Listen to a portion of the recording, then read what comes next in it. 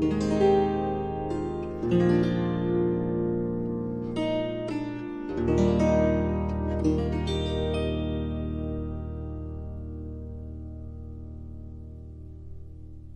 taliesyn project came to be following my visit to the North American Welsh Festival at Washington.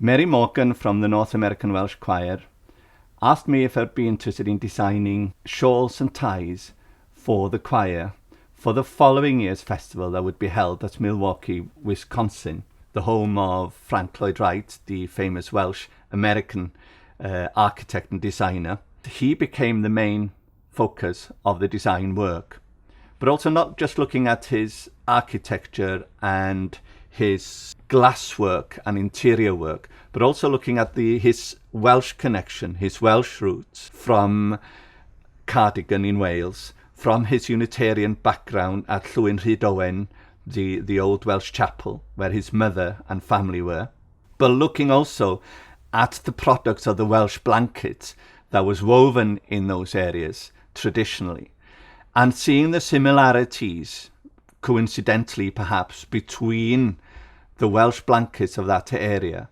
and the style of patterning, the stripes and the checks and the boldness of the colours, with the similarity to his stained glass work in a lot of his buildings.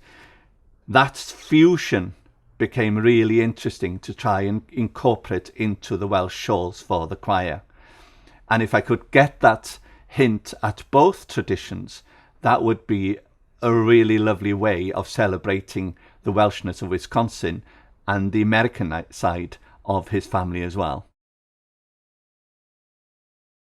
So looking and playing a lot at building the stripes, looking at the very thin black lines, the balance of his checks going through, his delicacy of those with the big bold colours and shapes that he uses. Then running through some of those design work in different ways, different colours. After that, the next process naturally was to see what the loom could actually weave. What could we do on a very simple, narrow loom to weave the scarves and the ties? So we're employing a subtitle for Peter's bit. Francis Moore and Peter Moore have worked with me for over 30 years, or rather I've been working with them. And Francis being an expert and a master of his craft when it comes to weaving silk shawls and scarves. We looked at the concept and then started to sample in fine wools and looking at putting silk in the border stripes. The silk in the red, green and white for the Welsh national colours, just at the bottom, at the border of the stoles, just hints at the nationality of the choir. And that also gives it a nice hanging weight when the women of the choir are ready to sing with the shawl hanging down. The men were going to have ties, but again, with the patterns being complicated and busy, 30 to 50 men wearing a very jazzy tie would be very distracting on stage.